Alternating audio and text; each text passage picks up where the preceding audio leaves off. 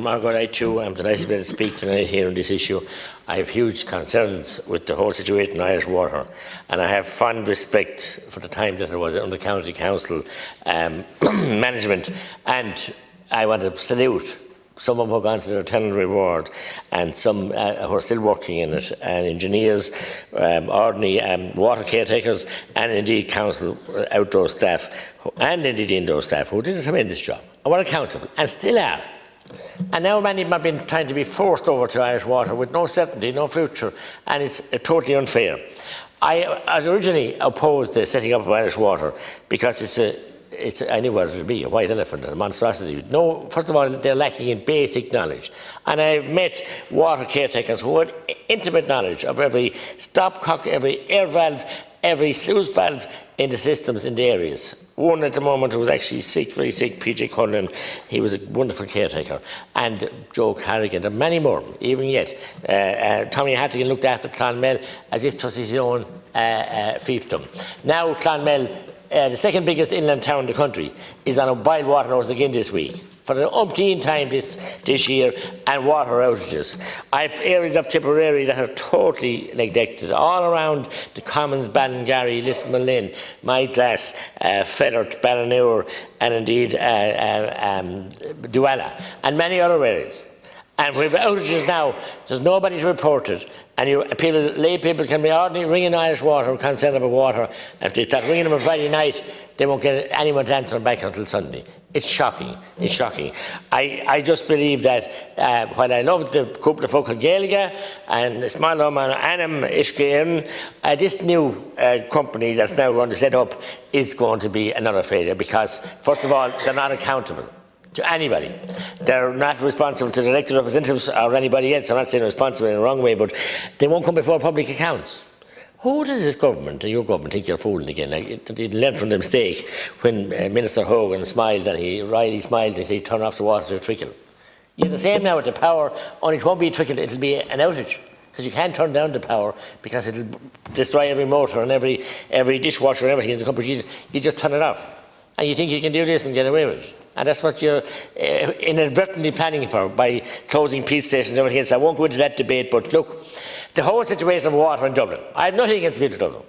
I have many of my country people came to Dublin to live, but the whole charade of a pipeline from Shannon right to Tipperary and several other counties to Dublin is an elephant.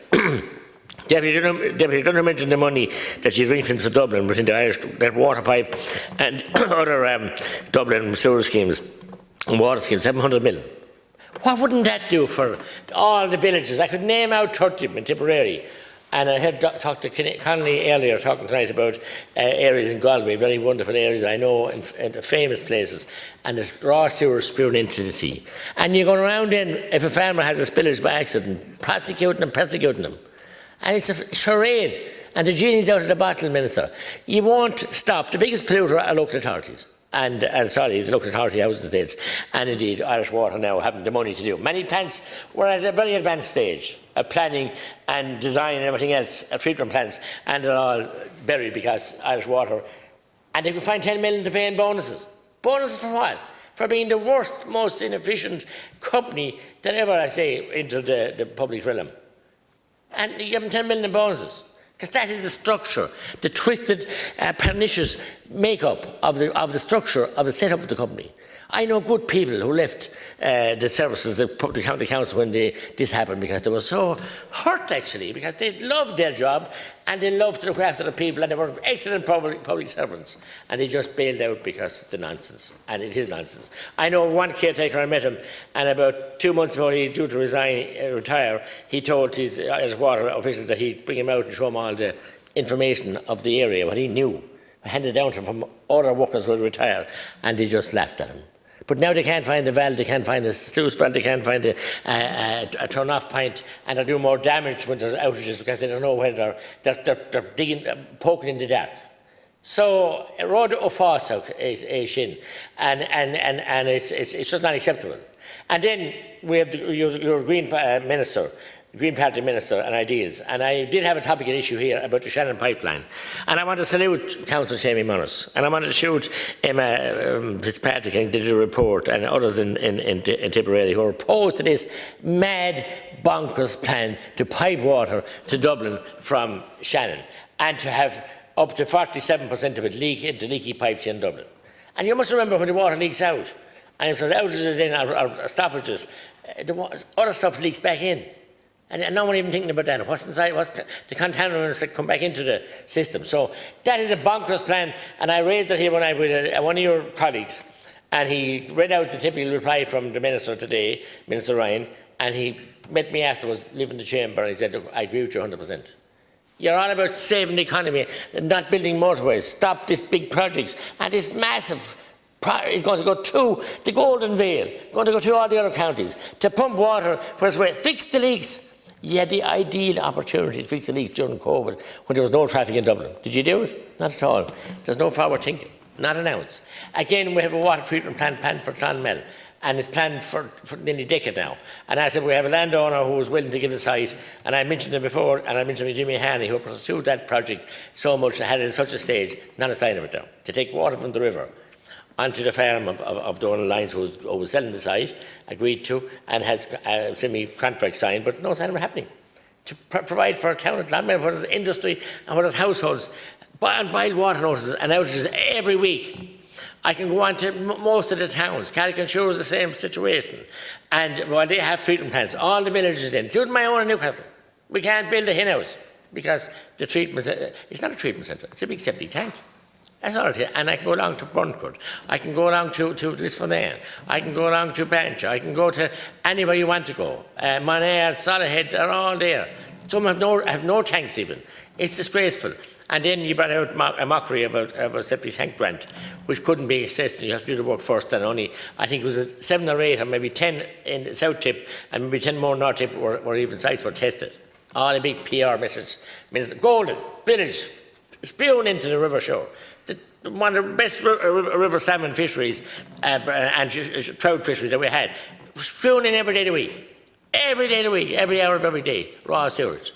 And you know the consequences of that.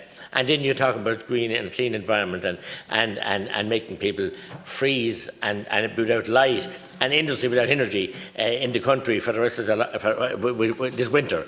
And you have all this patent nonsense going on as well as that. So I want to also salute recent retirees and Tip Council who did tremendous work. 2 Director of Services, Pat Slattery and Claire Curley, who are fine public officials, and a number of engineers, Willie Carby and Owen Powell, and others who are just retiring now after many years' service. And I want to thank them and wish them well. And there will be a huge loss to the system, but the system doesn't care anymore. Irish Water doesn't want to know the county councils. I ring regularly, and I just want to thank them now, the plumbers, and indeed the supervisors, Pat Fitzgerald, and indeed many others who I have to contact, because ringing Irish Water, you must be writing the Santa Claus. No information. They don't know what county you're in, not to mind to say, not to answering service, don't mind to say what parish you're in. It's a shocking situation. I have people who ring and ring. Then they ring the gas about a major burst in the road, a major burst that do huge damage to the road as well as the waste of water, and they can't get through to anyone. And they ring the gas, and the gas tell them to ring their public rep or ring me. That's where it's gone. And it's a patent nonsense. And you're going ahead with this now with a proper legislation, proper scrutiny mechanism, that they'll be accountable to somebody, that there'll be audits, and they'll be accountable to public accounts for the waste and the way they waste the money. So I'm appealing to you, Minister, as a Green Minister, to stop this mad, devastating project that you're going to destroy the flora and fauna and the landscape all that distance to pump it up here to leak it into the ground. Sure, it's patent nonsense. As I said in another debate last night, is the men in the white coats should be coming to take you away, because fix the leaks in Dublin. And the Dublin people, I've done it all against them, they're entitled to clean water, but not. And this year we had enough water out of the crusher in the drought to keep our plants going. And if we're pumping that much in Dublin to leak, it's nonsense. It's a bonkers policy. It's a failed decision by previous governments. Why Minister Ryan and yourselves now acquiesce with this and keep it going, I don't know. But it's not going to be a reliable source, because the water's not there. You've heaps of water out in Boca and plenty of bore wells you can sink in Dublin, to supply the town, the city of Dublin and the people and give them plenty of water, but it's just not acceptable that you put this project. It's Emma, as I said, Fitzpatrick has done a tremendous report on the situation, and